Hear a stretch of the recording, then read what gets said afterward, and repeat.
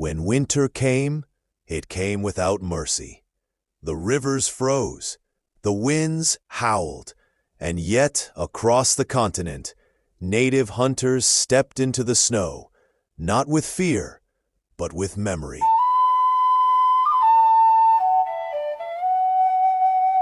Winter was not just a season, it was a test. For the Lakota on the plains, the Cree in the forests, the Inuit in the Arctic, survival depended on knowing the land in its harshest form. Snow-covered tracks, ice-sealed rivers, game grew scarce. But native hunters adapted, not with brute force, but with ancestral knowledge. They read the wind, they listened to the silence, they moved with the rhythm of the cold. In winter, the snow became a canvas. Hunters learned to read it like a story. A broken twig meant movement. A patch of melted frost meant body heat. A trail of scat revealed diet, direction, and urgency. Snow preserved tracks longer than soil. It whispered where the deer had passed, where the rabbit had paused, where the predator had circled. Some tribes used snowshoes, wide woven frames that distributed weight and allowed silent movement across deep drifts. Others wrapped moccasins in hide and ash to muffle sound. Winter demanded innovation. Bows were strung with sinew that held tension even in freezing air. The atlatl, a spear thrower, allowed hunters to strike from distance, conserving energy. Traps became essential. Deadfalls crushed small game with weighted logs. Snares caught rabbits and foxes with tensioned loops. Pit traps, camouflaged with snow, lured larger prey. Smoke hunting was used in dense forests. Controlled fires and smoke drove animals toward waiting hunters. Every tool was handmade. Every knot had meaning. On the plains, winter hunts meant buffalo. Tribes like the Blackfoot and Cheyenne used terrain to their advantage. Buffalo jumps, steep cliffs, became natural traps. Hunters disguised themselves in hides, guiding herds toward the edge. With a final burst of noise and movement, the herd would panic, stampeding over the cliff. It was dangerous, sacred. The meat fed entire villages. The hides became clothing. The bones became tools. Nothing was wasted. Every hunt was a ceremony. In lean times, small game sustained life. Rabbit drives involved entire communities. Children and elders formed human fences, guiding rabbits into nets or corral-like traps.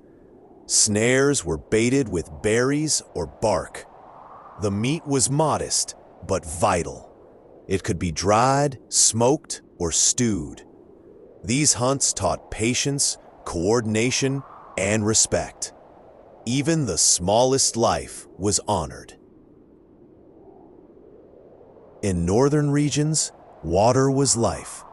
Tribes like the Inuit and Ojibwe carved holes into frozen lakes. Bone hooks, baited with fat, were lowered into the dark. Fish were pulled from the depths. Trout, pike, whitefish. The cold preserved them instantly. Some hunters used water traps, baited channels sealed with snow and ice. Fishing was quiet, meditative. It required stillness, intuition, and trust in the unseen. Fire was more than heat, it was survival. Hunters carried embers and buffalo horns wrapped in hide. Heated stones were buried in snow pits to warm hands and feet. Ash was used to insulate moccasins. Smoke was used to preserve meat. Fire was never left behind, it was passed on. In the cold, fire became memory. A link between generations, a promise of return. Winter clothing was engineered for silence and survival. Layered hides trapped heat. Fur-lined moccasins protected feet.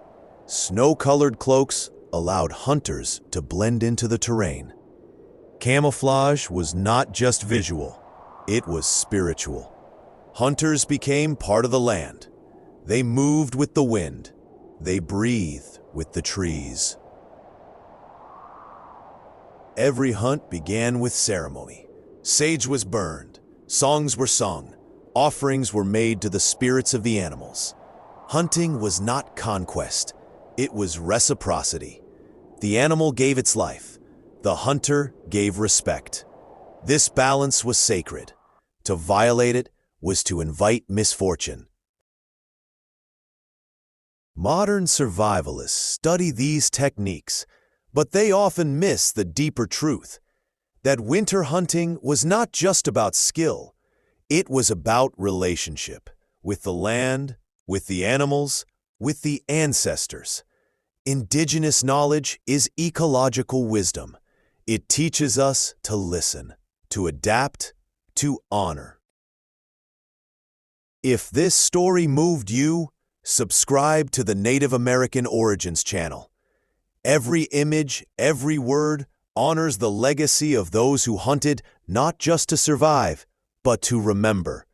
More stories, more truth, coming soon.